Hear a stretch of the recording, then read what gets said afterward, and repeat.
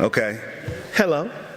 I was making sure everybody was with me. Everybody's with me. My name is City News, or you might have heard me on the radio as City News from iHeartRadio. Thank you. No applause is needed. No applause needed. I appreciate it. I'd like to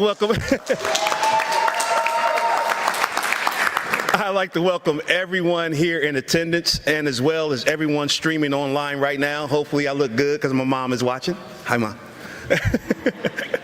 But I'd like to welcome everybody to the first ever, the inaugural Public Safety Community Conversation. Let's give a round of applause for that, please.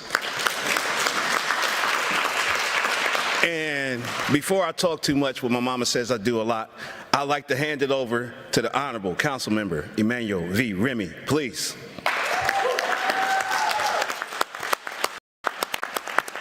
Thank you so much, City News, for that introduction. Thank you for bringing us together and moderating this evening. It is great to see so many people here from the community. I see Representative Dontavius Gerald's here. I want to acknowledge his attendance, of course, and some great community members, and I wanted to also Molly Robbins from Community Violence Reduction. Did I say right? Yeah. Columbus Violence Reduction, sorry about that. And her attendance, she's doing great work, and we are so excited to have her here tonight, as well as all of you.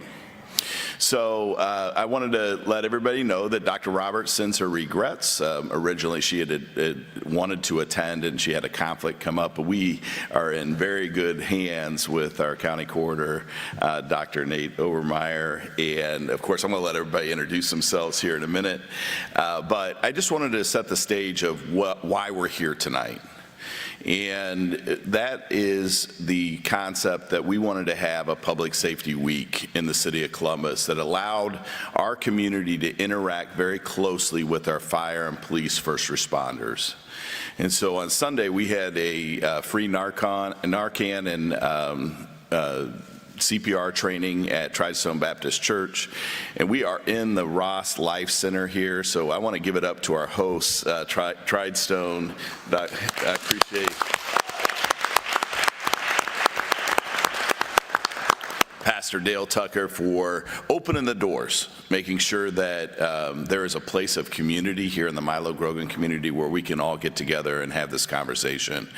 And so Monday we did a resolution to acknowledge the first inaugural Public Safety Week. And yesterday we had over around 30 people out knocking on doors, getting to know the neighbors, delivering flyers, handing out, we handed out 60 fire extinguishers, 50 gun locks, installed 40 smoke detectors. And so this is the type of work that we want to do in the community, because what we know is, I had a reporter yesterday ask me, well, you all invested $20 million in our youth programming over the summer, yet crime is on an uptick. And so we know that throwing money at a problem is not the only thing that's going to work. It really takes all of us to work very closely together, stacking hands, to take back our streets and say, these are our streets, and we're not comfortable until everybody feels safe. And so that's what this conversation's about. That's what this week is about. So I'm looking forward to the dialogue this evening, and I want to thank again everyone that came out for this tonight. Plenty of snacks and coffee and drinks over that way if you need it. But I'll turn it back over to City News. Thank you so much for being here. Another round of applause for Councilman Remy for putting this together. First of all, I want to say that born and raised right here in Columbus, Ohio, Northeast Side, Brittany Hills, and for 16 years of my life, I was stationed right around the corner at Power 107.5. So my life has been the Northeast Side, so when Councilman Remy came to me and asked me to moderate this, I jumped at it, because even though I stay blocks away across the tracks, this is still my neighborhood. And the Northeast Side is where I'm here. And I love that we're able to now talk to each other, have a conversation, not talk at each other. And tonight, I want to make sure that you not only listen, but make sense of what you're listening to, and that's called hearing. Hear what's being said. And I guarantee you, these people up here, they're going to hear what you're saying as well. So with that being said, we're going to start at the far end and have everybody introduce themselves, and they're going to tell you a little bit about what they do.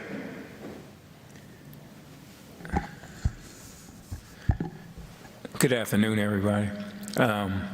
My name is Charles Tompkins. I am the chair of the Milo Grogan Area Commission. I've served on the commission for over 33 and a half years. It's been a great experience to be involved with the commission. It allows me to be able to work with our city leaders in our communities. It helps you to understand exactly what is needed out here in our communities. It's just been a very blessed 30-some years. And the blessings are still coming because I'm sitting here tonight with all of you here in the audience. You didn't have to be here, but you chose to be here to celebrate the celebration with us. Because I say this to everyone, when we come together and we stand as one, it's celebration. And we should all celebrate together. So many things going on out here in the world today that when we do get a chance to sit and talk with each other and help to understand how we all feel, each and every one of us, that's the celebration. So I thank you all for being here tonight, and thank you for inviting me to be here, Mr. Riemann. I appreciate it. Thank you.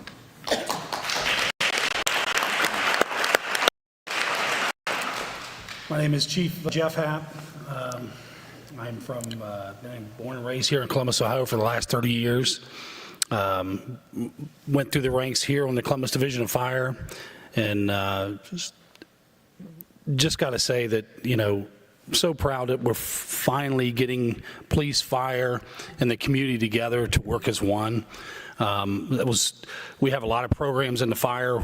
We're joint programs with the police, and we love working with our brothers and sisters in the police department. So, again, I'm very grateful for having an opportunity to sit in front of you and speak and answer your questions, and again, to be a part of the community. I grew up on the west side of Columbus, over in the Hilltop area, so same challenges, just different area of town, but again, just extremely grateful to the pastor and to open the doors for us to have these community talks. Thank you.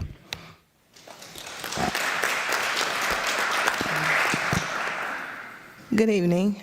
My name is Elaine Bryant, and I'm the Chief of Police for Columbus Division of Police. I've been here 2 years, just 2 years and 3 days? 2 years and 3 days. Came from Detroit. I'm very happy to be here. Love this police department, love this community. I think that it's a wonderful thing to be able to work very closely with not just the fire department, but the city in general. I love the collaboration, and I want to thank our safety chair, Councilmember Remy, because he's been very receptive to everything that we've needed, and he's been a very big advocate for public safety. And thank you for opening your doors to us as well and allowing us to have these type of conversations, because the one thing that we do know is we can't do anything without our community. So community relations is a top priority, not just for the police department, but for public safety across the board. So thank you.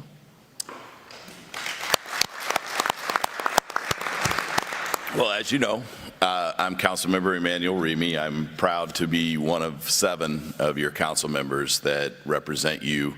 I've been in the role for over 5.5 years now, and just as excited today as I was in 2018 when I took the role. I was president of the Northland Community Council for 6 years, and so I believe I come at this role with a neighborhood lens. And I know what it's like to be in Charles and Melissa Tompkins' shoes, fighting and advocating for your neighborhood and what that means. It is important work. We need more people to step up, but for the ones that do, and they devote their life to doing it, we thank you, because it is truly, it is God's work to be that type of advocate for your community. And so I'm happy to be in this role to try to continue that work and making sure that we're breaking down barriers with bureaucracy, but also connecting you with the people that serve you. And so again, that was the concept behind this tonight. I was excited to do it with the Tompkins here in Milo Grogan. I couldn't think of a better place in the city to start. So that's why we're here. But looking forward to this conversation. I think as we look at what public safety means today, we all know we certainly will not be policing our way out of it. And so it takes all of our partners standing up and working together to make a difference. And we want that conversation to come out tonight, what that means, what the future of public safety means with all of us working together, and how we can solve some of the problems. And we'll talk about call-in we had last night. We'll talk about just different programs that are much different than what we would have seen, many years ago in the city of Columbus. So things are changing. We're trying to make an impact, and we need all you to help as well. So thank you for being here.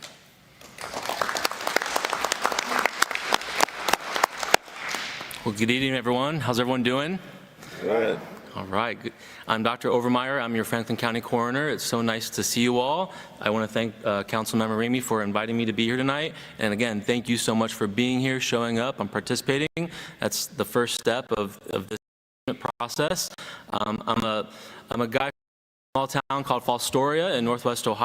I grew up with a single mom. My stepdad was an abuser to my mom and hit me a couple times too. So I know what it feels like to have that feeling of kind of loneliness and feeling lost. And I want to make sure in this role that young kids don't have to go through that, what I went through. I'm invested in this community. I went to Grant for residency. I'm a family doctor by training. And my whole life, what I want to spend now is investing in this community and making sure that we are uplifting our youth. We are committed to the health and safety of everyone here in Columbus. And I'm really appreciative for this opportunity to be here with you all and to talk about how we increase the safety here in Columbus. So thank you for this opportunity to be here.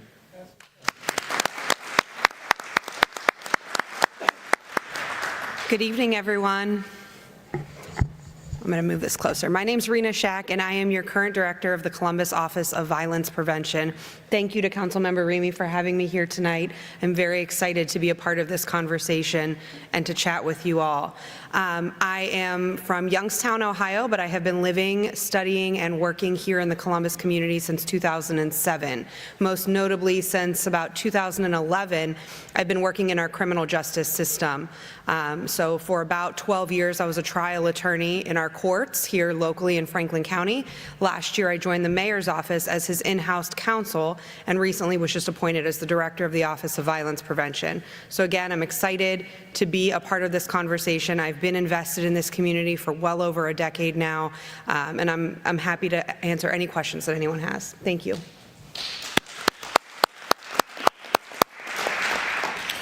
Good evening, everyone.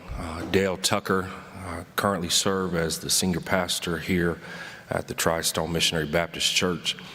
We're humbled but yet grateful and excited to be able to partner and been asked to stand alongside Councilman Ramey and all the great gifts that are here on the panel, but also out among yourselves to uplift and to better our communities. As a church, we're here to support family. We're here to support community. He who, the visionary for this particular building, Bishop Jerome H. Ross Sr., who served for 50 years, as he transitioned in terms of leadership, the goal is still the same. This building, our efforts are kingdom-minded, and that is to help bring everyone together to better our people, better our communities, better our households. So we just want to say thank you for the opportunity, and we stand ready to do whatever we can to help support Milo, but also the city of Columbus and surrounding areas.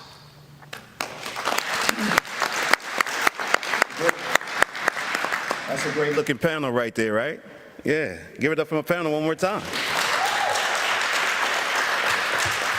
Some of you sitting out there, and maybe some of you right now streaming live at home might be asking yourselves, why is this conversation important?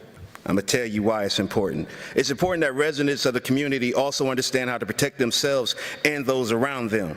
Public Safety Week educates and provides life-saving training and resources to its participants. And tomorrow at the block party that we're going to have right outside, you can get some of the things that you need as far as like Councilman Ramey talked about, fire detectors, fire extinguisher, gun locks, to lock your car up also, what's the clubs, right? All those things will be given away. So you can come up and also take advantage of that. And then also, in case you didn't know, the Columbus Department of Public Safety includes 3 divisions: the Division of Fire, Division of Police, and the Division of Support Services. With over 1,500 sworn members in the Division of Fire and over 1,800 sworn members of the Division of Police, our safety forces provide vital care and protection to Columbus residents 24 hours a day, 7 days a week, 365 days a year. That means they don't sleep. They are there when you need them. Please give a round of applause for that.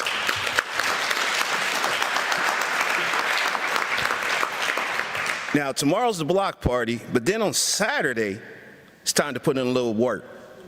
Just a little bit of work, as we'll have a day of service, litter cleanup. Members of both divisions will join area churches and community members for an intensive cleanup effort during the afternoon. It'll be right here at Tristone Missionary Baptist Church parking lot. It'll be at Tristone Missionary Baptist Church parking lot from 10 a.m. to 1 p.m. Lunch catered by Rip. Man, I had this food. It's good, too. I ain't gonna lie to you. With that being said, how about we start this conversation? Y'all ready for that? I said, y'all ready for that? That's what I'm talking about. If you have not already seen these, there are questionnaire sheets at each table. If you have a question, you can put your name right up here, or you can leave it blank. You can ask your question, and then it's going to ask you, is this question is for a specific panelist? Yes, and you can circle the panelist's name, or you can put no, and it'll go out to the whole panel. First question. Mr. Tompkins, this goes to you. What has the Milo community done to combat the violence, and how can other communities work together to stop crime within their own community? One thing we do here in Milo is we believe in doing things together. I feel like the more that the community come together, and that's the businesses, the churches, and all of the communities get involved together to learn the resources that your community have for you, that it helps to strengthen your community. It also lets our young people know, because one of the problems is our young people, they have to trust you. They have to trust you to believe in you.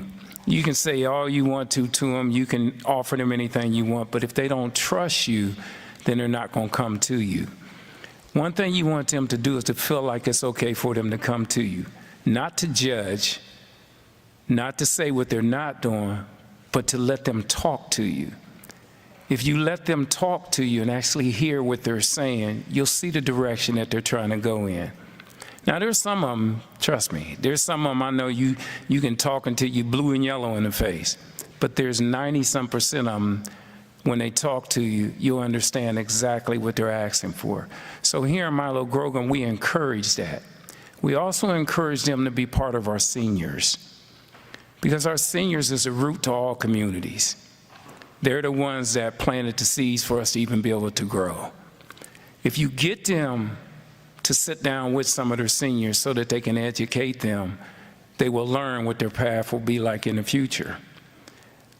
I just feel like community engagement, strong community engagement, will change a lot of things in the communities. Me and my wife, Melissa, we hear from different communities all the time, ask questions.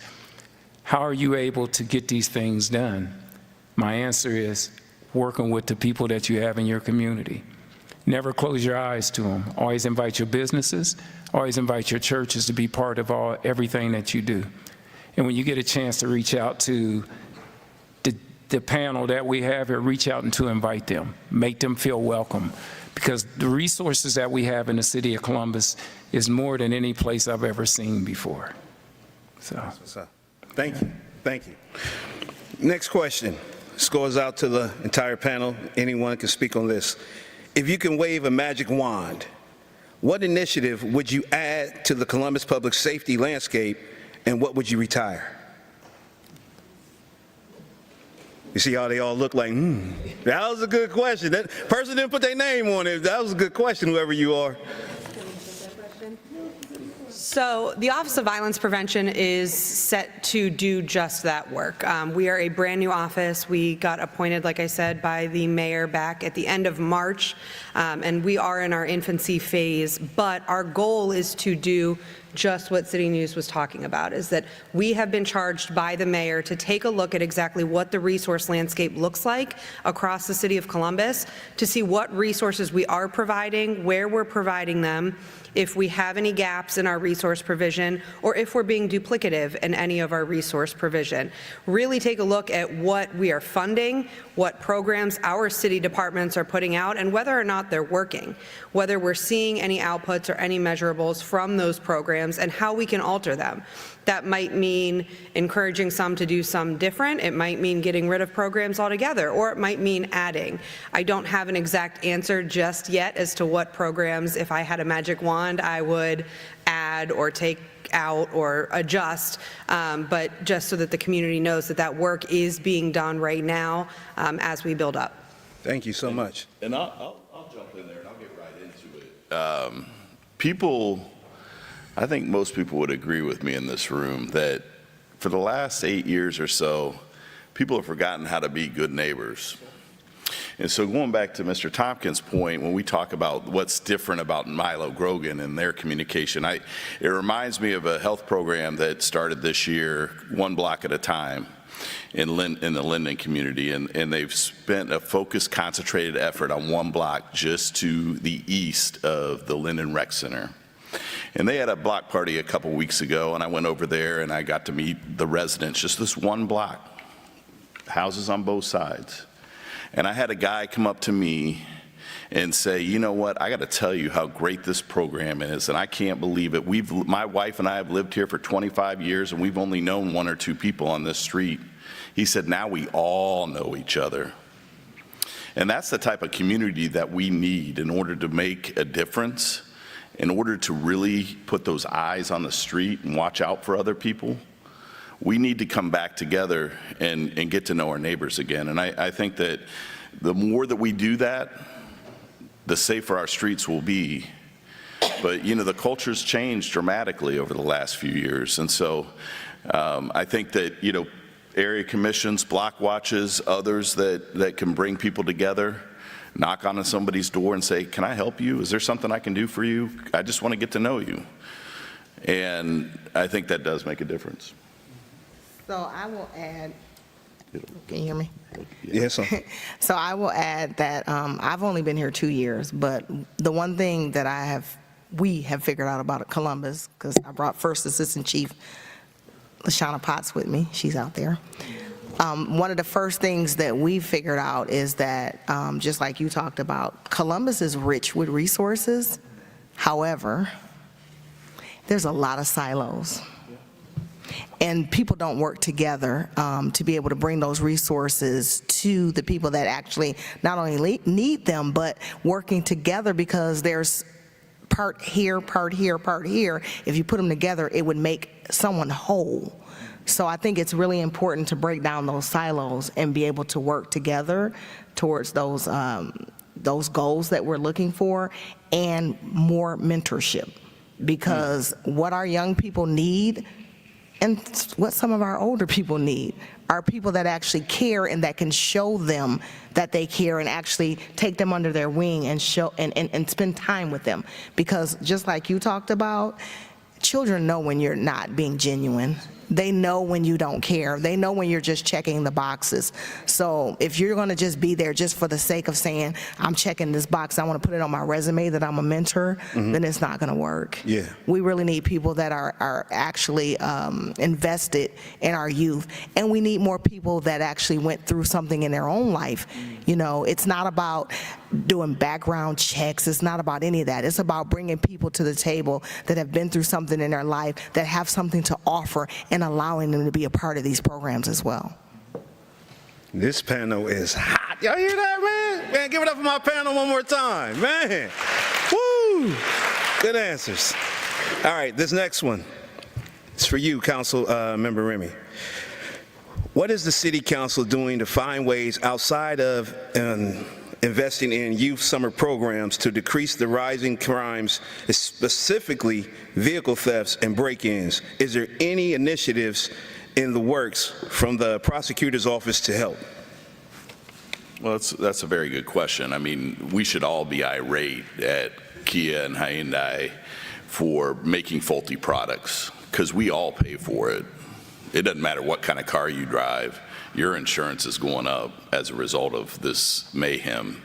And so we were very supportive of supporting City Attorney Zach Klein in his pursuit of suing those car makers on behalf of the residents of the City of Columbus.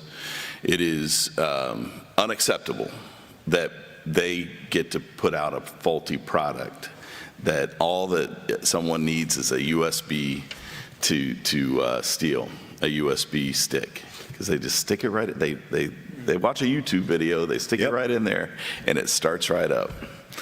I've had, we've been a victim of it even at my house, brand new concrete driveway, and somebody came going about 80 miles an hour across my driveway, went airborne, cracked it right down the middle, hadn't even been installed for a year. But, and then they drove off and they ended up at the church with 4 flat tires, nobody in sight. But, this is happening all across the city. And I've talked with residents that are saying, hey, I lost my car, I don't even have a way to pay for it, and what can you do to help? And we're very much, we help support, my office helped support Project Taillight, which is a program through the City Attorney's Office and our office where people that need car repairs can get them up to $2,500 based on their income. Nice. So we're trying to be supportive in any way that we can to make a difference. But I want to make it very, very clear. We are very benefit rich. We have resources beyond resource, But I will say this, if there's a resource that you can't find out there, contact my office, because we will make sure that we are filling those gaps. But it does go back to silos, and I've talked with Director Shack about this.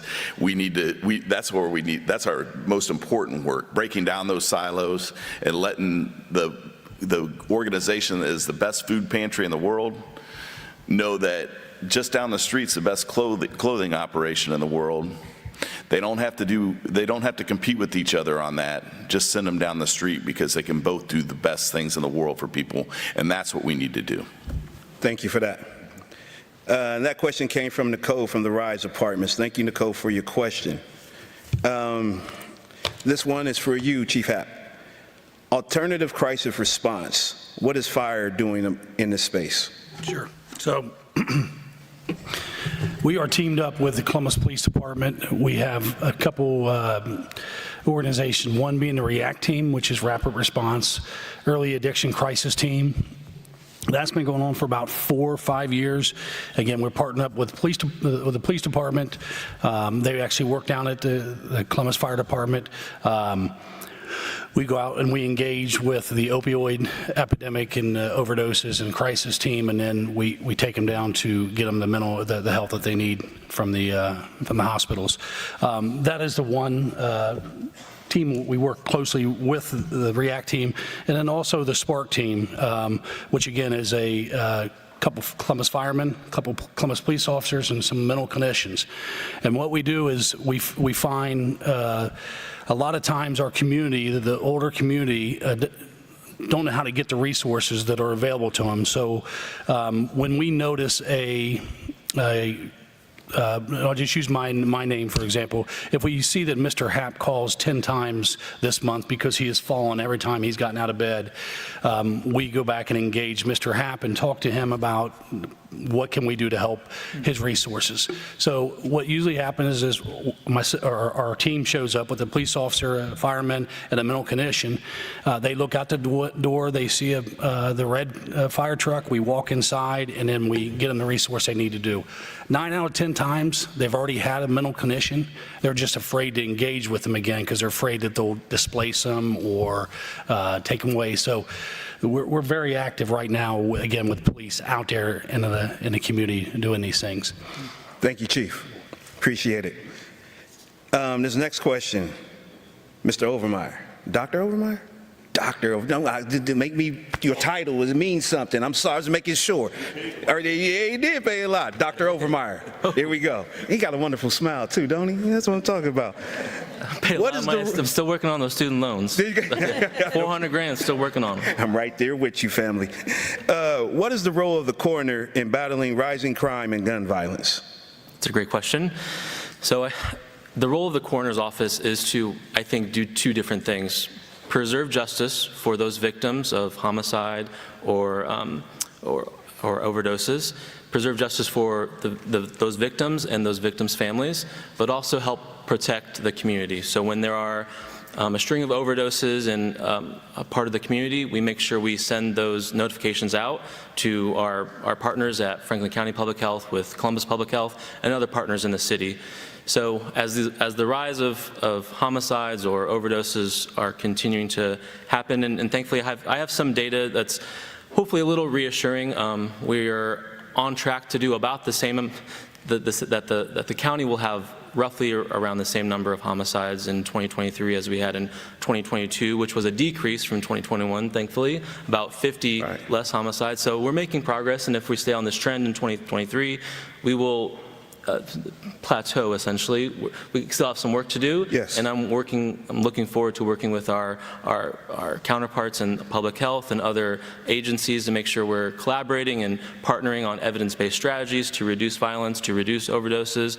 I hope I'm not stepping on anyone's talking points, but we had a wonderful event last night, and this kind of goes to the question, 2 questions ago, when we talk about break-ins with cars. You know, it's this piece of accountability for those actions that have already occurred within the prosecutor's office and other agencies like that, but it's also that prevention aspect. How can we call in to these folks who are at risk? How do we engage with them? How do we mentor them to help prevent these kind of things from happening?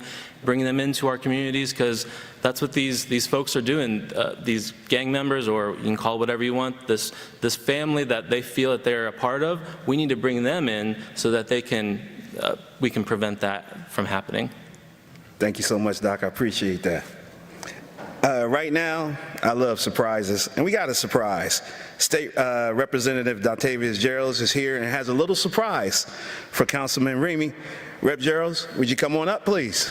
Give him a round of applause as he comes on up.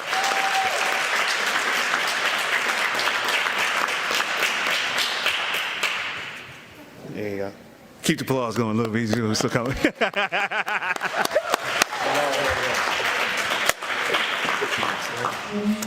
Well, good evening, everybody. How y'all doing today? We'll call this the halftime show real quick. Halftime show. Let's give it up for the panelists, y'all. This is amazing.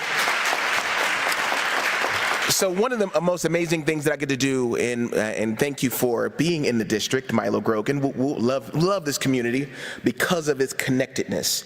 And the beautiful thing that I get to do each and every day as I go around my district, we get to uplift amazing things that are happening. And this is the inaugural, y'all, the inaugural Public Safety Week. Let's give it up for that. And so much of the work that we're doing in the State House is about how do we set policies to help support what the city is doing. One such thing is we just dropped some legislation that will give municipalities back the power to control firearms in their communities, right? Oh, you can clap up for that. Now, it's a long road, right? Because we got a fight ahead of us. But the reality is anything that we can do at the state to support our municipalities to do the good work, to uplift families, that's going to save lives. And so on behalf of the Ohio House of Representatives, I wanted to present the City of Columbus, Councilman Emmanuel Remy, and the entire council family and the partners commendation, congratulating the inaugural Public Safety Week. But more so than just that, highlight the important work that's happening on this stage, because work that's happening right now in these conversations is actually saving lives. The people who are watching, the people who are in this room, you're not just getting questions answered, but you're getting resources that you're going to take back to your communities to be messengers of truth. And so I'm so excited to be here. Congratulations. I want to give this to you, Councilman, and thank y'all for letting me be a part of this halftime show.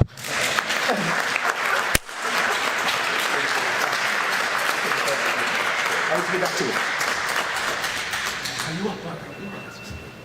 See, that was quick halftime. Yeah, it was a quick halftime. I didn't even get a chance to go to the restroom for nothing. Quick half. I thought they was coming now. I thought you. Yeah. All the time. Let's keep moving with these questions. All right, this one comes from Deborah Diggs. Hopefully I said it right. And this is going out to you, Director Shank. I said your last name right? Shaq. Like the back, like that's what I'm talking about. I thought, hey, I knew there was a swagger about you when you walked in. And here we go. How many conversations have you and your office had with youth, families about programs, policies, and ideas about safety? Thank you for the question, Mama Diggs. Nice to see you tonight. Right now, we're keeping a running list, and you're actually sitting at the table with our Deputy Director, Dr. Joanne Lunsford, right there, so she can help fill in any information that I might miss for you. But we're keeping a running list. Since Dr. Lunsford has joined our team, what was that, Joanne, at the end of April, I believe? So April 24th? From April 24th until today, we've hit about 90 events or conversations that we have had during the work weeks and during Saturdays and evenings, not only inclusive of youth and families, but also adult resource provision. So we're trying to reach every avenue that we can while we are building in our infancy phase of this office. It is our goal that by the end of the summer or early spring to be having town halls in different parts of the community to really hear from the community, including families and youth, of what they want to see from our office or what they want to see from anti-violence programming. So that is key to our goals, that's key to our mission, is to make sure that we are staying close to the community and understanding what the community wants from us. Thank you, Director Shack. Look at that, Director Shack. It's a cool name to have. Okay, this next question is a good one, and it's open to the panel. How can I develop a block watch in my community when my neighbors don't want to volunteer or work together? Yeah, that's what I said. Anyone? You want to start? All right, let's see if I look down here. One thing we've done on our commission is we have established a safety committee. And through our safety committee, we created a block watch program. One thing about communities is you're going to have a bunch of people that are always doing this and talking, but they're never going to get involved. The way you get them involved is to make them feel secure. A lot of times the reason they don't get involved because they just don't want nobody to know what's going on for that fear factor of it. So what you want to do is have other means and options where they can contribute. You can have them actually send a message to you, or you can actually have a group message that they send out. We just been blessed to have some ladies in our community that they just don't care. They remind me of Aunt B off of Andy Griffin. Yeah. And Miss Krabbis off of Bewitched. Okay. If they see it, they're going to say something. Mm-hmm. But one thing they do too is they don't mind getting involved. And if they do find out that there's neighbors that want to be part of it, but they just don't want nobody to know who they are, they go to them. Okay. You know, I wouldn't feel right if I didn't sit here and say, like Jackie, sitting right here at the table by herself, the young lady here, Jackie. Jackie, I see you sitting there. We have a few neighbors here that have done that. Mm-hmm. And what they have done, they picked that torch up themselves to carry it. So that's something we don't have to. I just feel like if you find a way so everybody can be involved, mm-hmm. without them being involved, they will be involved. There's ways of doing that. Okay. Yeah. All right. Well, thank you. Yeah.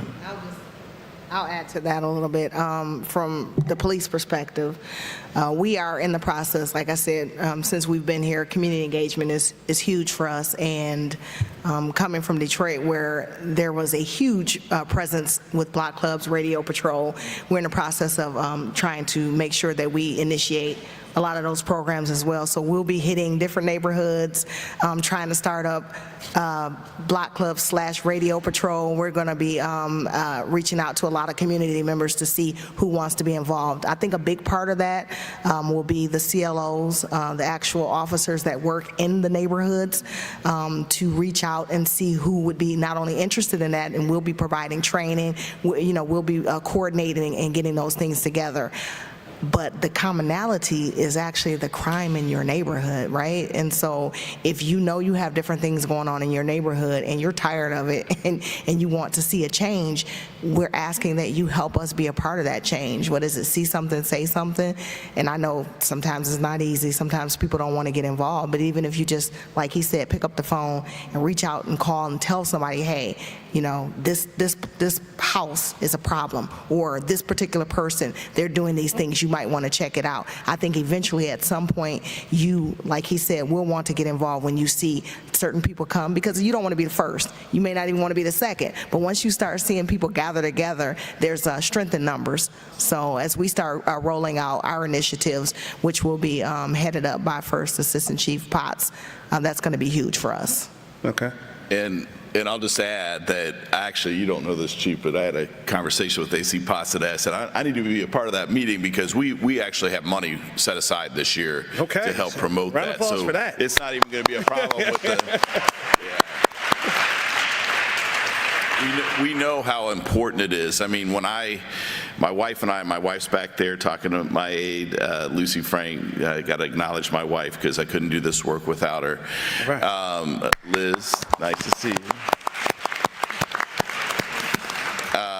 When we joined our neighborhood in 2003, so 20 years ago, the police would tell us we were the safest neighborhood in the city of Columbus, and I know why. There were so many people in 2003 that were original owners, or they had moved in like early 60s. And those people watched their streets. And they did say something in a roundabout way, whether it was through an email chain or Facebook private group or whatever it was. But they did not let anything. In fact, one time we had a drug house in our neighborhood, and I knew it was under surveillance, but I kept getting all these messages that there was this white van driving around. And I finally pulled up next to it, and the guy like flashed his badge at me because they were doing undercover work. But that is what's important, is engaging as many people as possible, people being able to be provided their anonymity. But we want to help stand those block watches up through working with our chief and the department, AC Potts, because that is so important. It can really help us tackle this crime issue. Thank you. He wasn't anonymous anymore, Councilman. He blew his cover. I'm just kidding. I'm trying to be a joke. I had something special for you. But I got something coming for you, because I was just about to say, everybody on this panel done spoke, except for the person who speaks just about as much as me. Talking about Pastor Tucker right here. But go ahead and speak on this, and I got a question for you after that. I just wanted to encourage everyone that is here for the question, for the panel, for all those that want to see works take place. I've always been taught that the harvest is plentiful, but the laborers are few. But I want to encourage you that the masses and the majority always started with the minority. So don't give up on your dream. Don't give up on your ideals, your convictions, your commitments. I was also taught that you have to write the vision and make it plain. Write it so that way people can see it, grab it, and run with it. That thought continues to say that it might not happen right away, but if you keep committed to it, it's going to come to pass. So I'm not sure who gave the question, but I think it's applicable for all of us, because I think we've all been in a place where we found ourselves needing the support, but not having enough hands to get it done. But I will share with you that it will get done as long as you don't drop it. Just keep running with it. So I urge everybody out there and everybody listening right now online, know your neighbors, and talk to your neighbors. Pastor Tucker, this question is not even in here. This is coming straight from me to you, because I want to know this right here. What is the church Like, what is their role when it comes to public safety and working with different safety departments? What's the role in working with the community to help curb this violence? Thank you for the question, City News. I kind of spoke to it earlier, hinted to it, but as a church, we're here to provide hope and to provide resources, help connect the resources. We may not have every answer, we may not have everything that is needed, but it's our responsibility and our goal to reach out to those that may have it. As the church, we're here to support families, support community again. So it is our goal, our aim, and our effort to make a change one family at a time, one household at a time. There is power in unity. And the question was raised, if we had a magic wand, I would suggest and recommend we put down the wand and start holding each other's hands.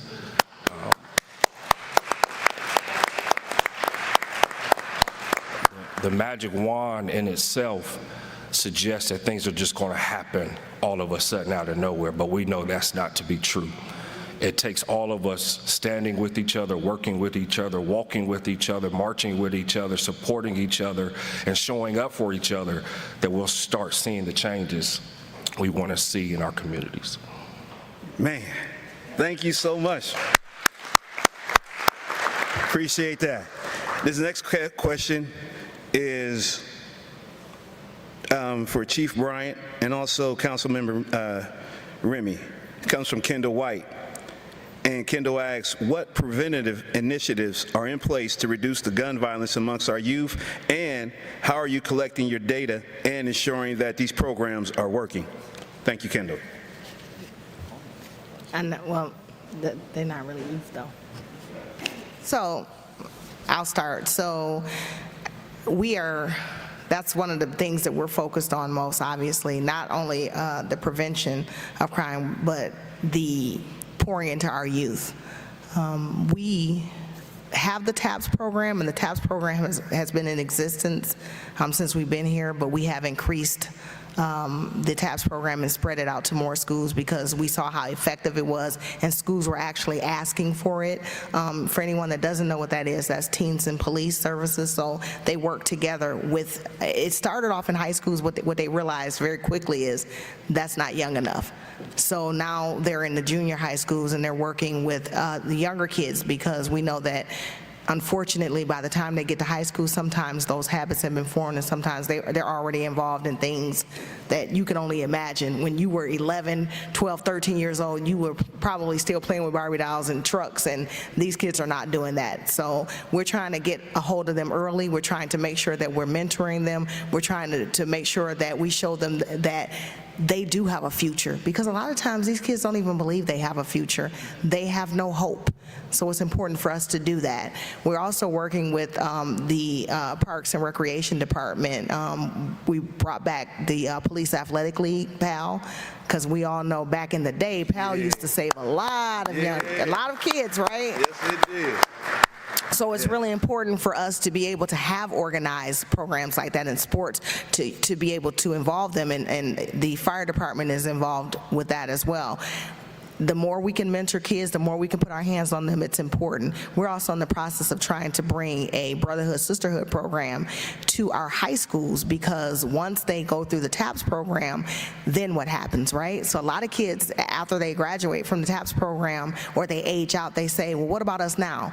You know, we feel left out, we feel abandoned. So we're gonna try to grab a hold of them at that point in high school, and that program is designed to be able to mentor them, to help them prepare them for whether it's college, doing applications, whether it's helping them get involved in a trade program, whether it's introducing them to our cadet program, which we both have on the fire and the police side, because we want to hold on to them until they're of age to be able to actually join one of our departments. So we're trying to make sure that we do everything that we can to show them they're important, to put our hands on them before we have to put our hands on them, right?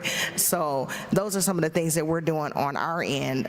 And so we're looking for different programs, and we're trying to work with any department. And obviously, we'll be working closely with Director Shack for her Office of Prevention, so to make sure that we're doing that. And I'll turn it over to Councilmember Remy, because I'm sure he'll have the answers about the metrics. Yeah. Well, I think, that's, when we talk about a $20 million investment in youth programming this year, it's really hard to quantify what we have prevented. It's hard to understand, what youth didn't go down the bad path because of that program. We have processes in place. We have them report back. We know they're serving the children, but it's the extra step, and that's what, are the things that keep me up at night. Last fall, Nana Watson held a conversation with mothers of Kia boys and Hyundai boys, and I was there, a part of it, and watched as we saw mother after mother after mother exasperated that they did not know what to do with their children. Let's face it, our children are playing live video games by stealing these cars. That's all it is.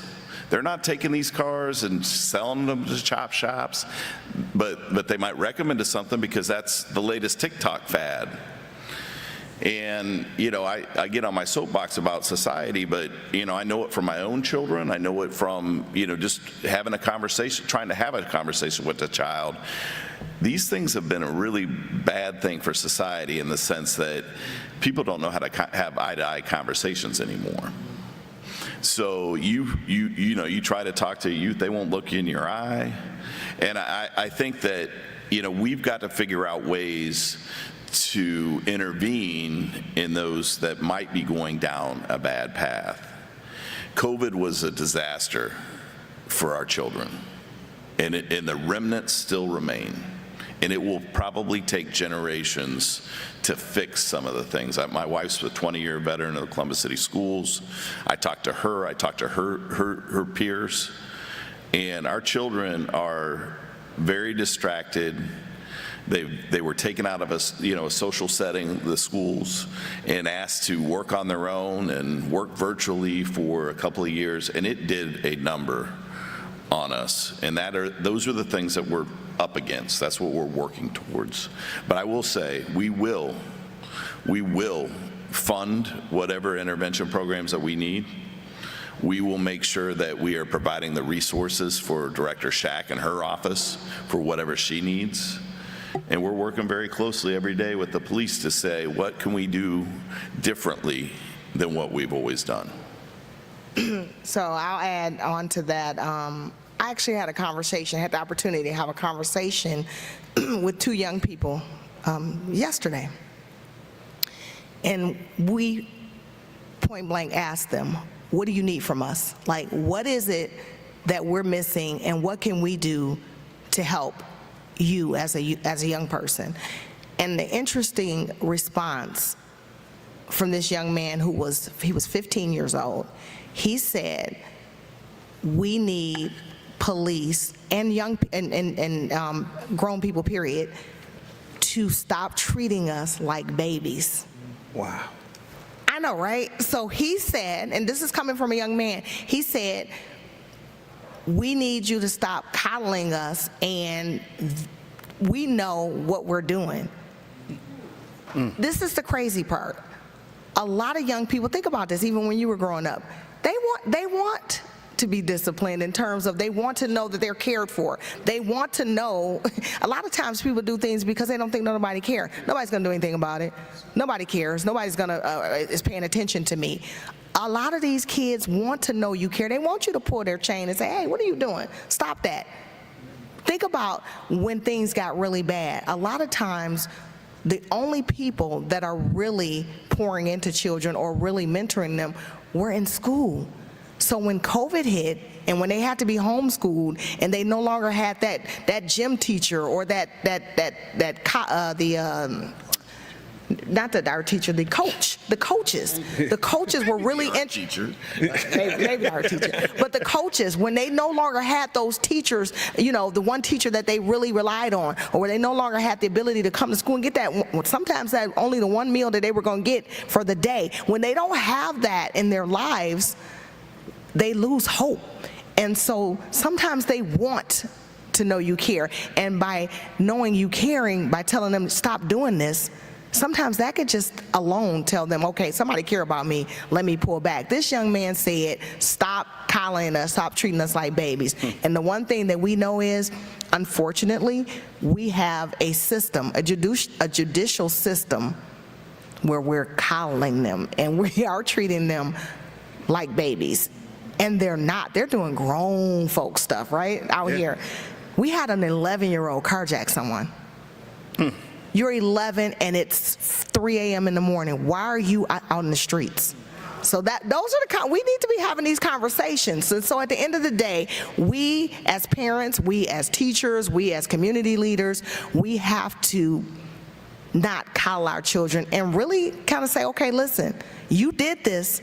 Now we're going to have some accountability behind why you did this. Now you did it. It's not the end of your life. It's not the end of the world. But we got to hold you accountable for what you've done and show you that you can't do this again. And these are the consequences behind what you've done. So we got to come up with some sort of way to save our youth by saving our youth. And the answer is not just walking away from them. And just one more thing, I'm sorry, I don't mean to. Go ahead, But go ahead, you the chief, go ahead. This is a really good time. I just want to highlight the work. I want to highlight the work of Molly from the Columbus Violence Reduction.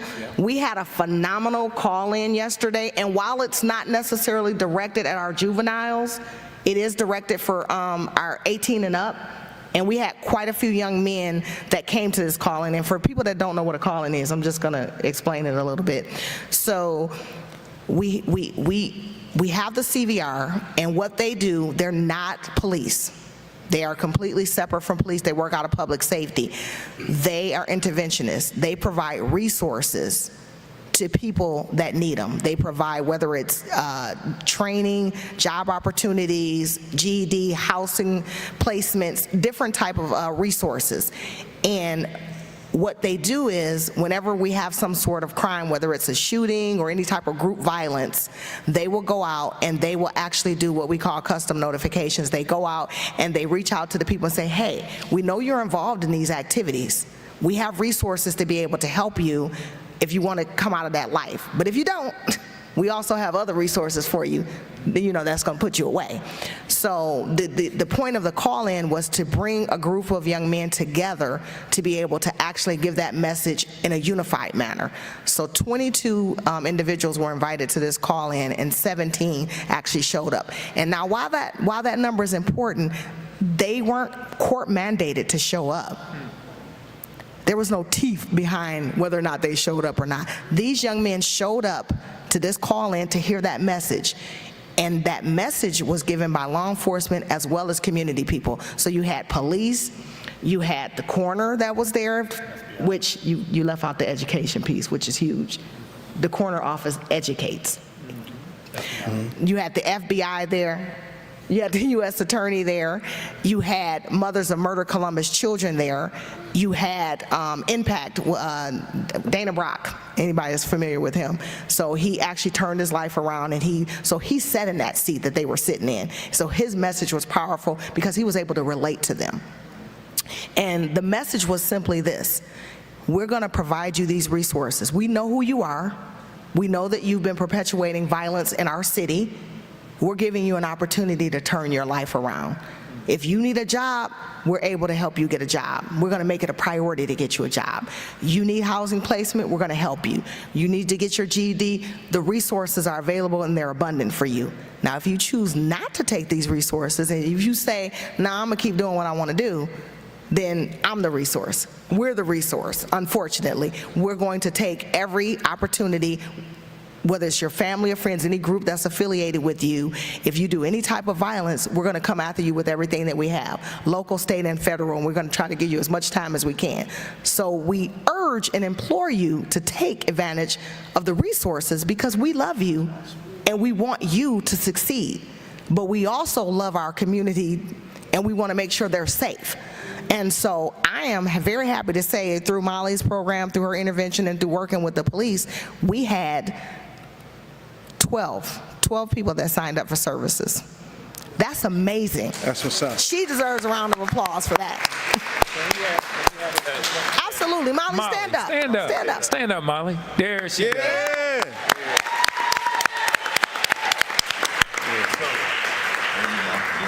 Go ahead. Well, as a witness, and somebody got to see this last night. First of all, I didn't know what a call-in was. She just said you needed to be there, so I was there. I literally thought maybe we were doing a phone bank. I wasn't quite clear. And she's like, "Oh, you wouldn't know because we've not done this in Columbus, Ohio before."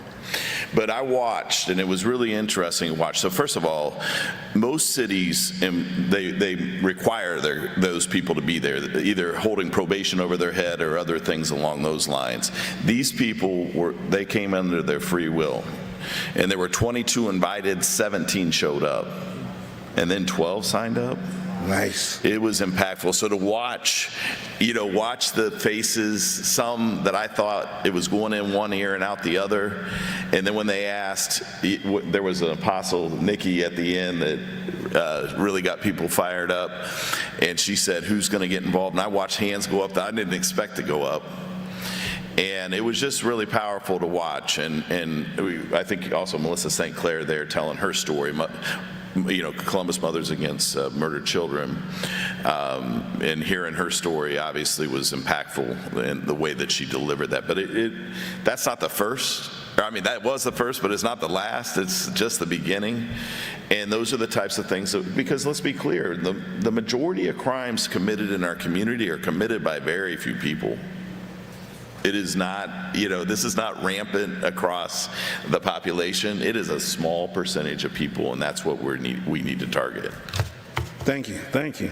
I don't mean to stay on this topic. Oh, no, you can go tell me ahead. to hush, No, but I go just want to ahead. add in something real Go quick, ahead. because when we're talking about impacting youth and we're talking about safety, I don't want us to forget one important piece. So I mentioned in 2022, we had 161 homicides in Franklin County. How many suicides did we have in Franklin County last year? More or less? More, right? 169.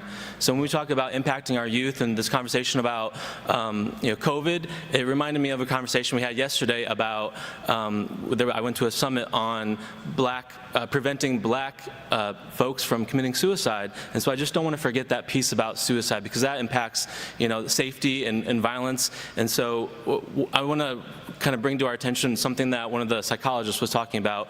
When during COVID we had coaches, we had teachers, right, talking to our kids, and all of a sudden they were talking to the screen for 6 hours a day, and parents, you were doing your best, but sometimes they were just in their room with their computers all day, and I think that's still happening. And so what her message was to us was, y'all, we got to talk to our kids and we got to be in the room with them. We got to bring them out of their bedroom because that's what they've been doing for 3 years during COVID. They were just sitting there on their computers all day and all night, and we still see those lingering effects of all those issues. And so that increases their risk for anxiety and depression because that's all they were talking to was these screens. And so this psychologist, to her daughter, she says, all right, and sometimes so her daughter would just text her and say, yeah, Mom, I'm good. But the psychologist said, no, that's not enough, honey. I need to talk to you. I need to hear your voice because the tone of your voice lets me know a little bit more about how you're doing. Because if you're at risk for not feeling good, if you're feeling anxious, you're feeling depressed, I need to know so I can start to have more conversation with you. Tell me what's going on, baby. How can I help? What are you going through? Just some of those starter questions. And then, okay, now if you're getting me some red flags, I need to get a little deeper. We need to have some deeper conversations. We're missing that sometimes with some of our youth, and we need to have that partnership, that mentorship, and then maybe bring some other folks who have some increased knowledge base or have some training so that we can prevent these suicides that are continuing to increase in our community. And that's part of the violence and part of the safety issues that we're seeing. And I hate it when these 15, 16, 17-year-old kids are coming on my autopsy tables because they've shot themselves. And this is part of the issue that we have to address as well. Thank you. No, thank you. Man, thank you. This next question is open to the panel. It comes from Ms. Melissa Tompkins. I believe I said it right. First and foremost, she says, thank you all for your efforts. They are noticed and very much appreciated. And she asks, what can we do as a community to support the efforts being made to improve safety in Columbus? I'll jump in right there. It's just, Pastor Tucker and Mr. Thompson here has talked about if we don't get involved, we do nothing. That's not an option. It's just not an option not to do anything. And I'll share a quick story. I recently moved into a neighborhood close to downtown, and I had the Aunt B come by and knock on my door and said, hey, we're having a get-together. It's a block watch, and we do some pruning and flowers and just different things. And so I was in the middle of painting, and I thought, oh my gosh, I'm not going to do this. But I thought, you know what? That's what it is about being a part of a community, and it is engaging and being there for the community and checking on your neighbors, checking on everybody around you, and being involved with your little people and your older people. And it would help the police department and the fire department and help your community to go check on your neighbors. Even if they don't want to open the door for you, just yell through the door. And it gets back to what Charles said, is just let them know you care. So hey, I'm here, Mr. Haft, to check on you, and we'll make sure you're doing okay. And so I'm not sure if I really answered that question, but I felt impelled to say that, to do nothing as a community, to do nothing, police and fire, we own 911. I'm not so sure we want that all the time either, because we're coming for that emergency, no matter what it is. But it is taxing at times, and if you just had a neighborhood, someone to call to or someone to check on you, it would go a lot in caring in your neighborhood. So I think that for us, a big part of helping us, well, first of all, you're already doing it. Yeah. The fact that you're here is a start. Is letting us know that you're caring, you're invested in your community.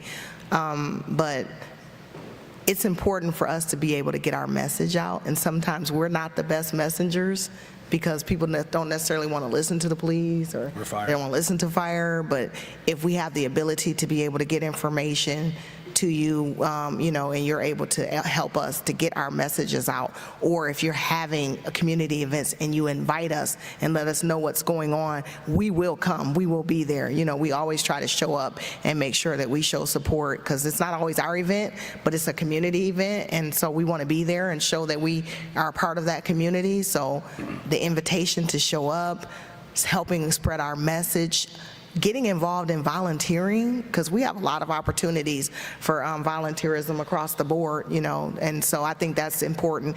We're getting ready to start up our Citizens Police Academy again, and that's a way for us to be able to allow people to come into the community and actually get a taste or get a view of what our police officers go through, what they're trained in, how quick of a decision they have to make, like a split-second decision. And so I think that involvement and being a part of that is important as well.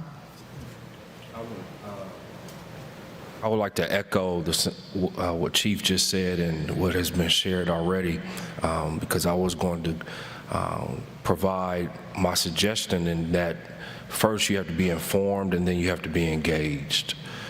Scripture says that my people perish for the lack of knowledge. Sometimes we don't know what we don't know. And sometimes what we do know is not the right information. So we have to be lifelong learners and gaining information and knowing what's out there, what's available for us to be able to take advantage of those. But then we also have to be engaged, because just because you have the information doesn't mean that things are going to happen for you. It may be I may be the wrong person to say this, but I think you'll get it. Sometimes prayer is not the only answer. You can't just pray about it, but you have to get engaged, because Scripture also says faith without works is dead. So we can pray, we can hope, we can dream, we can come up with all types of programs, but we need somebody to make that program work. To get engaged in that. So I would encourage everyone to get informed, and then secondly, be engaged for us to be able to do what we set out to do. I'll add to that that's obviously what this week's about, to build relationships with our first responders. But, you know, we do have community liaisons. If you don't know who they are for your community, ask, because that's their job, is to get to know you. And it's not just to get to know the area commission, it's to get to know the residents that they serve. And they're all very great at doing that. We need to, you know, and sometimes building a relationship with police or fire, I get it, is not, you know, everybody's desire. But if you do, we have great people. I see Officer Lutz in the back, who works predominantly in Linden, but pretty much works all over the city because he's always doing stuff. But he's a glaring example of an officer that I ask him if he ever takes any time off, and I'm pretty certain he doesn't, but he should once in a while, because, you know, our officers are approachable, and that is something that especially Chief Bryant has brought to this division that we are very, very excited about, because it's, again, time to rebuild that relationship with our first responders. And I would just add that sometimes when people think about getting involved, it can be scary, right? If you don't know where to get involved, to put the effort in to try to find an organization that aligns with your values or your beliefs, or to put the effort in to try to find a place where you feel comfortable being the new person and getting involved, can be scary. I would just submit that some of the simplest things you can do to help community safety is just to mentor a young person in your life. It can be as simple as that. Take an interest in an elderly person in your life and make sure that they're okay. You know, the sentiment has been spread across the table here that keeping an eye out for one another is probably the simplest and best way that you can really make a significant impact in public safety. Okay. Wait a minute. Let me Go right ahead. do this. I would like to challenge all of the communities in the city of Columbus, all the area commissions, civic associations that are in the city of Columbus. To me, that's your responsibility, is to do those things. It's to figure out how to bring the community together with our safety and law enforcement. A couple years ago, right before COVID came, a lot of things was going on across the world with police and being involvement in a lot of things going on. I don't have to speculate on it. We all know what I'm talking about.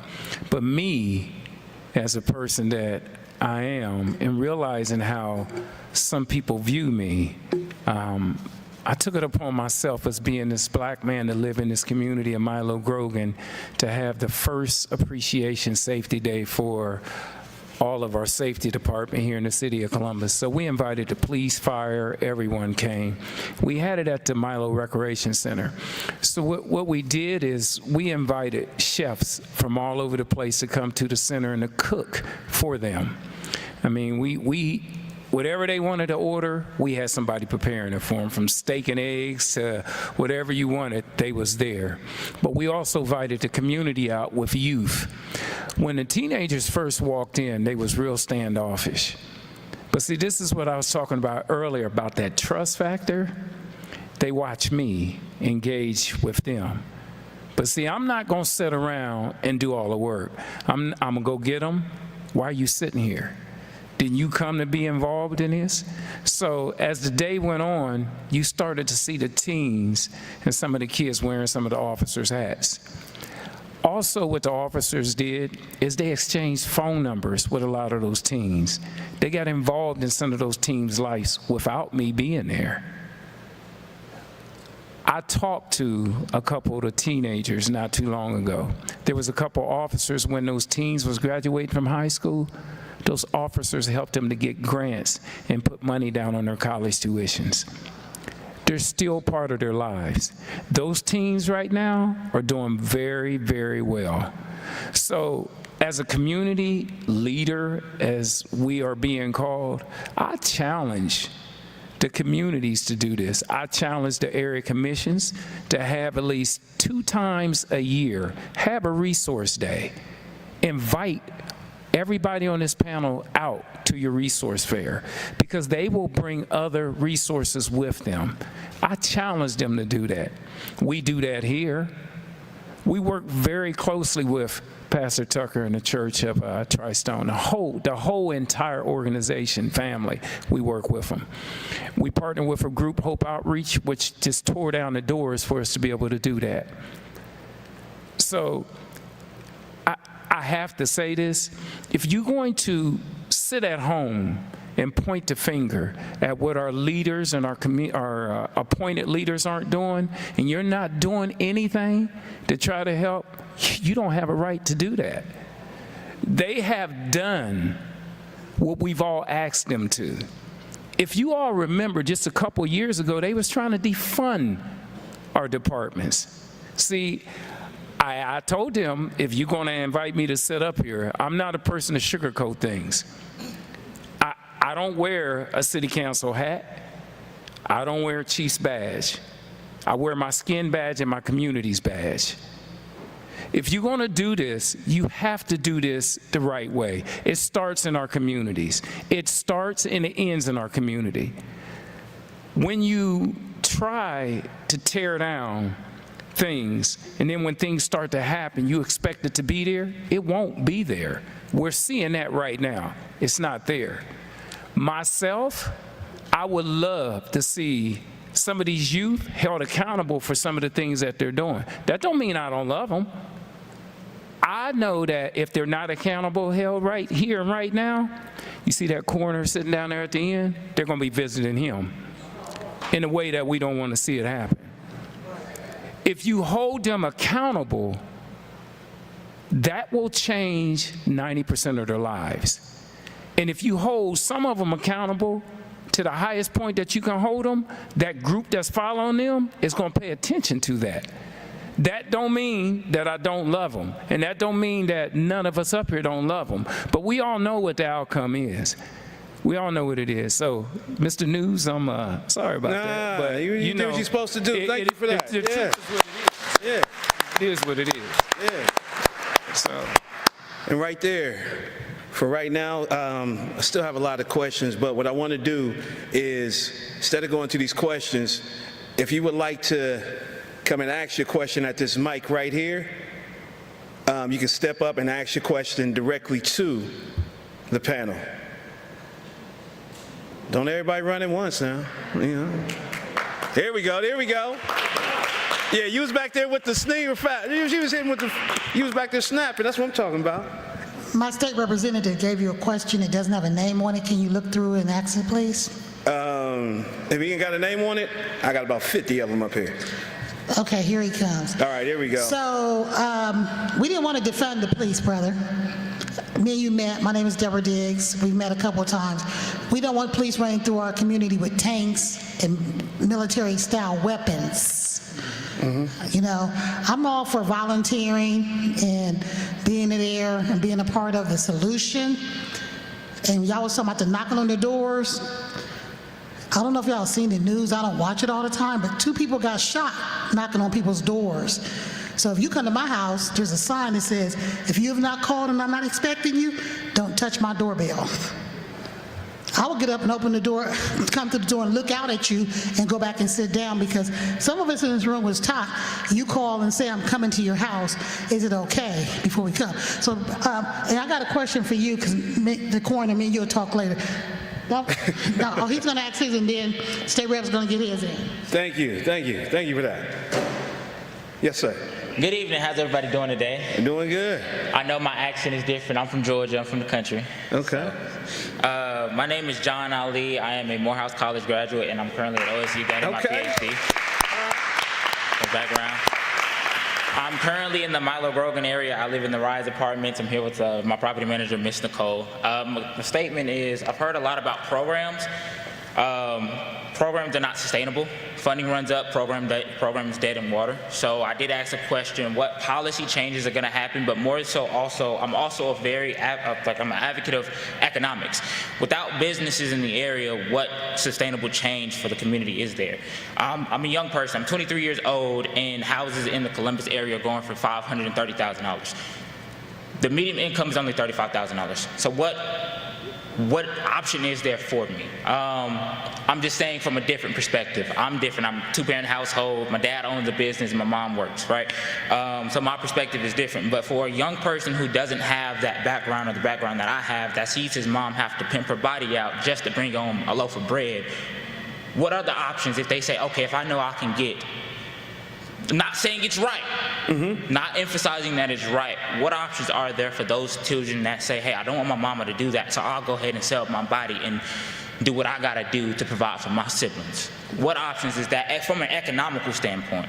Okay. I'm also, like I said, last thing I'll say, I drive up and down Cleveland, and I know Columbus is slowly changing over time. But for a young person's perspective, again, I was raised, not raised, but a lot of my schooling was done in Atlanta, right? So I saw the change that happened in Atlanta over time, but when I look now, I don't see many people that look like me in that area. So what are you all working on to keep Native Colombians in Columbus? Okay. Sorry. Got that. Anyone? He asked 3 questions. My way. You know, Columbus is the fastest growing city in the Midwest. And we know that when you have that rapid growth, you have many challenges: housing affordability, gentrification, things that we as a council are trying to create policy that either slows that down or helps to eliminate it in some cases. But, you know, the state legislature doesn't, you know, we would love to have a minimum wage here in the city, but, you know, I will say this, that our policies reflect our values, and the policies, so when we give us incentives for building businesses and others, we have required those businesses that receive the incentive to provide a living wage, which this year is $20 an hour. And so fortunately, our mayor agreed with us, and the administration is working hard to make sure every employee within the city of Columbus is also making $20 an hour. It goes back to policy, and that's what, you know, what we can help direct. But hopefully when the rest of the corporate community sees us leading by example, it's a very competitive work environment today. And so when they see the city starting to pay $20 an hour, we hope that they follow suit, because it's the right thing to do. You shouldn't. I just helped my brother find a house. He's coming back to get his doctorate at Ohio State, and I was shocked, even as a realtor, that an 800 square foot home, 2-bedroom, 1-bath in Clintonville was $2,000 a month. That's not an affordable neighborhood, and we know that. But we also know with this growth that we also have a very robust trades program. You know, the trades, there was a graduation tonight for the trades, building futures, driving futures. We need to get our youth, and it's a beautiful thing. These are people that come from neighborhoods like Milo Grogan. They come from Linden to get into this program, and they spend the 5 months learning about different types of trades. They provide them housing. They provide them, they help them get an automobile. They help them, and then the next thing you know, they're becoming electricians. They're becoming carpenters, and they're making $75,000 in a matter of 2-3 years. And guess what? It's a lifetime career with a pension, with stable health care. And we cannot find enough tradespeople in this community for decades to come. So, I mean, there are alternatives, and we're going to need to continue to connect those dots, and that's the type of work that we're doing as a council in a city. Thank you. Next question, please. Hello again, everybody. So 2 questions. First off, thank you, Mama Diggs, for making me come up here. The 2 questions I have, one is for the chief. Can we talk a little bit about Glock switches and about what do we need to do as a community? Most folks don't know what Glock switches are, how they actually impact not just the work that you do, but also, with permitless conceal and carry, now the law of the land, we have babies that have Glocks that have these switches on it that turns into basically semi-automatic weapons. And what does that do in in terms of the heightened realities that you all face day in and day out in our communities? That's the first question. Second question actually is the one on the list, is to Pastor Tucker, is related to the role of churches. You know, so many of our young people in our communities that I navigate and deal with, they're hopeless. They're hopeless. They have a hopelessness to them. And the church is and still is the refuge. However, young people are not coming to the church. And so how do you see the role of the church evolving to ensure that these young people see this as a refuge and can actually build and grow and develop here in these spaces? Thank you. And also, thank you, Brother John, for your question, too. It was a good question. So, thank you for that question. Glock switches, for anyone that doesn't know, it is a very, very small apparatus that you can put onto a handgun and basically turn it into an automatic weapon. It can fire multiple rounds within seconds. And the crazier part is it can be made off a 3D printer. Like, it is so prevalent right now in our community, and a lot of times when we're going to scenes, we're collecting upwards to sometimes 200, 300 shell casings from a shooting, from a shot spotter alert. And so that should be alarming to everyone in this room, because it is very dangerous. It's very dangerous for our community. It's very dangerous for our young people. It's very dangerous for our police officers. I was trying to look to see what the number was. We've collected so far year to date, we're at 42 Glock switches, and it's still June. Now, that number is probably higher, because that was a number I got, I think, a few days ago. It's probably higher than that. We've collected over 42 Glock switches, and we've already recovered over 1,600 guns, and it's June. It's not even July yet. Just that should be alarming to everyone. Since permitless carry, we have unfortunately run across a lot of people that are carrying guns, and I understand that people want to carry guns and they think it's a good idea, but what's happening is two things. One, they're taking them everywhere they go, and sometimes you go places and you're not allowed to take your gun in, so what do you do with it?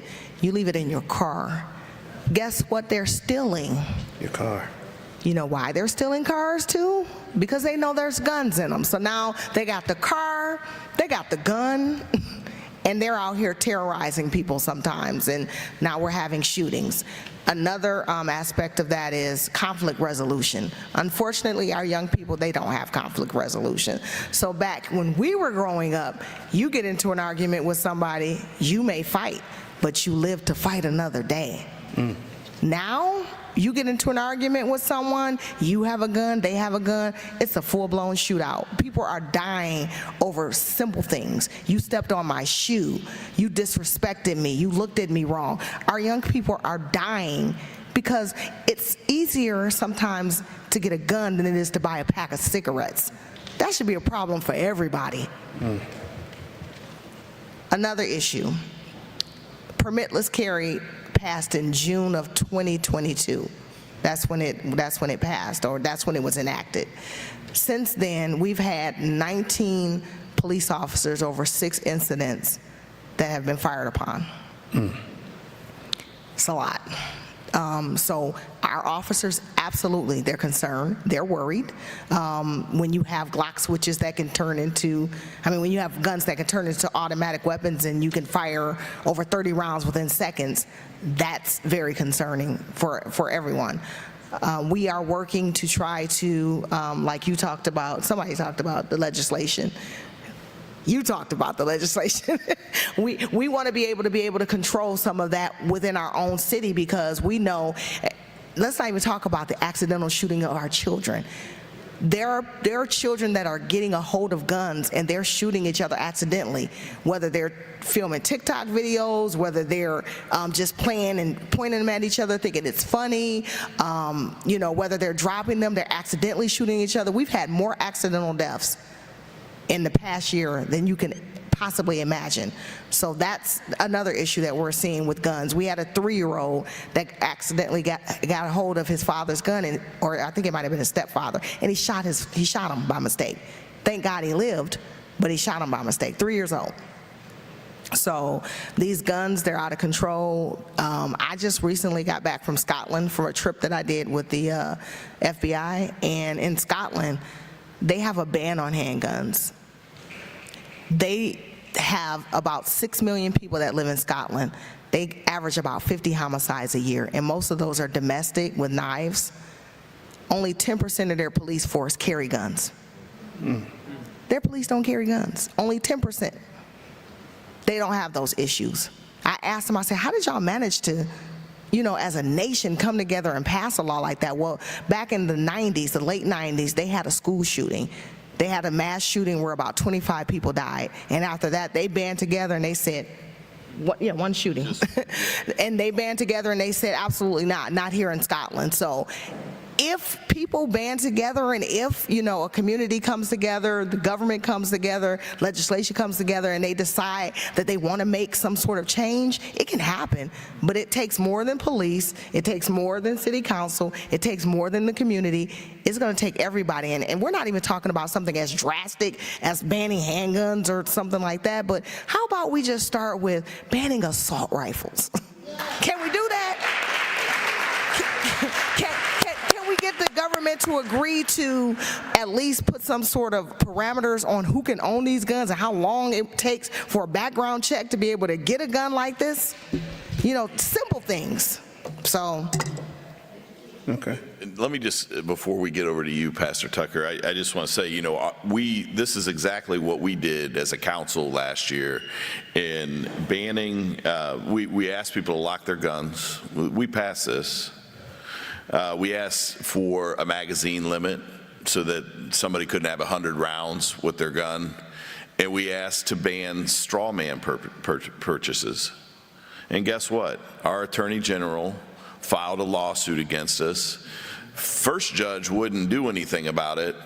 So then they moved to another county. So the Delaware County judge now has put a ban on our legislation. This legislature, present company excluded, and his colleagues, will do anything that they can to take our rights away as a city to have home rule.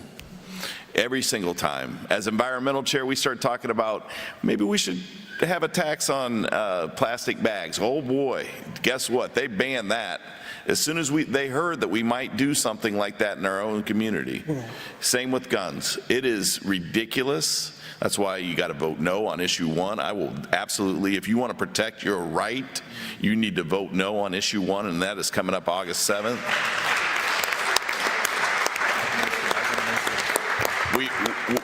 Our democracy's under attack, and it's under attack by a few farmers that like to think that they're in control at the legislature. But we need to stand up strong, and we need to make our voice heard, and everyone needs to come out and vote no on issue 1. So, August 8th. August 8th. Sorry about that. It's November 7th. Thank you for the question. Thank you for the responses. I know we have about 3 minutes left, so I'm going to take a Baptist minute, which means about 5.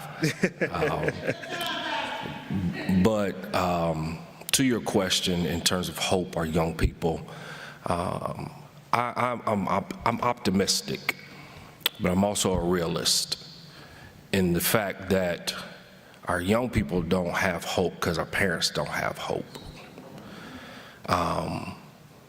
I started my day by going to a 19-year-old funeral. But at the same time, I see on Facebook a grandmother that has a child that's only 4 to 5 years older than their niece or nephew. Okay, that went over your head. The mom has a baby. Her child has a baby, and the year difference is only by a few years, which means we have babies raising babies. The family needs hope. So to your point, it's not just our children, we have adults that are still learning to be adults. I don't know if any of you remember, I remember growing up dating my girlfriend at the time, wife now. It would be a big thing for us to go to neighborhood video stores to get a movie to rent to take home and watch. Blockbuster. We would take the videos and have to get them back before you get a fine. We watched it move from video stores to Redbox, Redbox to Netflix, movie theaters to streaming online. I say all of that to answer your second part of the question. We watched everything around us progress, but the church, for some reason, has chosen to kind of stay stagnant.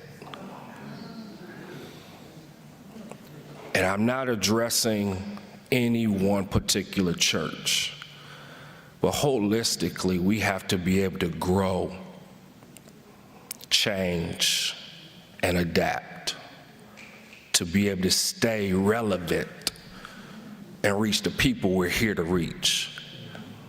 So when it comes to providing hope, we have to look outside of what we're accustomed to, because the church is not going to be the church we are accustomed to church being, especially since COVID. So it's my goal. They're not coming here. How can I get the message to them so they can have hope? So outside of streaming on the www. We got to find ways to get the gospel, the message, hope on Twitter, TikTok, Facebook. My daughter, I ain't talking about nobody, this is what she said. She said, old folk on Facebook. Yeah. Her age group is on TikTok. So as a pastor, as a proclaimer, as an encourager, I can't spend 30 minutes trying to get my point across, because in 8 seconds, our young people's attention is somewhere else. So as a church, as a community, I think it's holistic that we all have to be able to adapt and be able to remain relevant to be able to reach the people we need. Actually now, I just met with someone this past week. We're just coming out of convocation, and he told me I was proud of our little system we have set up at the church. He said, all your stuff is old. I'm thinking, we just paid all this money, just investing in. But he was saying something to me that you can't teach a 30-minute Bible study, just do an 8-second snippet throughout the week, and it's going to have the same impact that you think your 30 minutes would have done. So to all of us, I'm grateful for leaders within the city, our chiefs, our directors, our community leaders that are looking for new ways of doing things to leave an impact and imprint on our community. Thank you.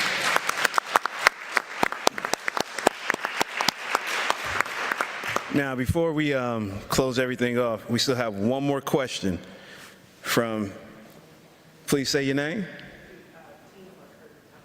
Okay, Ms. Tina McCurdy Thompson. I just want to say that I accept a charge from Mr. Tompkins up there, Charles. I live in the Driving Park area, and I've lived there for 23 years. I get involved with trash pickup, but Milo, you got it going on. And so I'm going to take that back to my community. On Sunday, I had a wonderful time. I left church and came to Tri-Stone. How about that brunch? I said, what? And on Monday, I went to my first council meeting. I got to see you. I thought, wow. So I accept the charge to get involved, and I got to see Chief Brian. I'm like, she's real. So thank you for having the safety week. And Milo, wow, you got it going on. Check us out in Driving Park in a couple of months. All right, thank you. Yeah.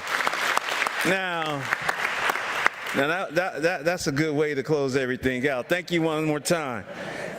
If you did have any questions and they weren't answered, we ask that you reach out to our office. Contacts are all on the table right back there in the back as you walk out. And then right now, I would ask the panel, starting with you, Mr. Tompkins, all the way down there at the end for me, to give 1 or 3 words to leave our esteemed guests with, and everybody streaming online, and make sure you look right in that camera right there, and you make sure you look good right there. Yeah, here you go. Start with you. Oh, man. I would just like to say thank you, because sitting here tonight just shows how much this means to not just me, but to everybody. So, thank you. Chief Hat? Giving up is not an option, period. And giving up's not an option. Our kids are growing, they're young, it's not an option. So we must do, all we can do is becoming elders in the community to not only give back to the community, but also engage in the community that we live in. So giving up's not an option. Chief Bryan. I would just say together we can do anything. We are Columbus. That's what I'm talking about. Dr. Overmeyer. Vote. You got to vote. Yeah. The people that, my friend, you talked about policy. We have a representative democracy, so there are policymakers, and who makes those? The policymakers make the policies, so you got to vote for them. On August 8th, in November of this year, November, what is it? 7th of 2023, and in 2024, you got to vote, my friends. Vote, vote, vote, vote, vote. And now, I ask Dr. Shack to please say to Dr. Shack, please say something, Dr. Shack. I don't know if I can beat that energetic word. I'm going to say dedicated is going to be my word. I see the dedication of every single person sitting up here at this table to make our communities better, and I feel the dedication from every single person that's sitting at the tables tonight that took time out of their evenings to be here with all of us. Pastor Tucker. Thank you again to Councilman Remy and to all the panelists and all of you that are here. I'll just leave these words of encouragement. All things are possible if you only believe. Thank you so much. And now, closing out the evening, the Honorable Councilmember Emmanuel V. Remy. Thank you, City News, and thank you to our panelists for being here tonight. I was thinking how special this panel was, just knowing the resources that we have right here at this table. But I want to go back to something that Pastor preached on Sunday. So I was privileged to be there and sharing fellowship with him. And he kept talking about unity. And that's what's going to get us out of this problem, is stacking hands, working together, side by side, to make a difference in this city. And ain't no one going to stop us if we all do that. So thank you for coming out tonight for that. I do want to take the opportunity to thank the people that put this together. Our CTV team, which is Evan, Carlos, and Adam. Thank you so much for all this work. I'm the idea guy, but I certainly am not the one to put all this together, but it has to be my staff, my aide, Lucy Frank, my assistant, Kaylin Pittman, and one of my best interns, we have Olivia there. Thank you so much. Olivia Beckett, I should have said your last name. I didn't do that, sorry. I want to thank all our Public Safety Week partners. Ms. Tina, this is why we did this.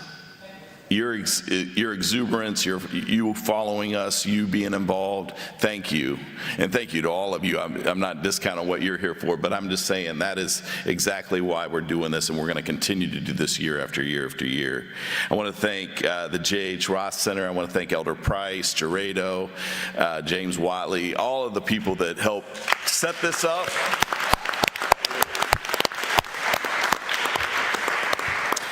And we just ask that, hey, remember tomorrow, 4 to 7, it's going to be a nice day. I think the air's clearing up a little bit. Come out, tell your neighbors about the block party. We're going to have everything from stilt walkers to cotton candy makers to all our police resources, our fire resources, even the AEP bucket truck's going to be here. So I want to see who's going to take a ride in that thing. You have to sign a waiver. But we don't want any leftover food, so please come out. out, and there'll be a barbecue. They'll have burgers and hot dogs and things along those lines. And then when we finish up, once you let everybody go, I invite all you guys to come up so we can take a picture at the end. Emmanuel, bring a friend also tomorrow. Yeah, bring a friend, bring 2 friends, 3, 4. We'll accommodate you. So thank you so much. And also, thank you once again for having me. Also, be listening tomorrow on Throwback 105.3 iHeartRadio from 2 to 6 p.m. the City News Show or City News. I'll be talking about everything that's going on and everything that happened here this evening. And just know that unity, that's what it's about. So with that being said, and I know this wasn't, it wasn't in the notes or anything like that, but I think it's only right that we end this, what we had, which is so great, the first one off, with a word of prayer. Amen. Let's bow our heads. God, we're grateful and thankful for the day you made it and you allowed us to walk in it. You told us in your word to lean not to our own understanding, but in all our ways to acknowledge you and you would direct our paths. So we say thank you. I pray a special prayer for all of our city leaders, our first responders, all those even behind the scenes that helps make this city great and make this city safe. If you keep us, we will be kept. If you bless us, we will be blessed. In Jesus' name we pray, amen. Amen. And at this time, that concludes everything. And if you could come up, where are we going to stand for the picture? Right, just right up front, we're going to stand for this picture.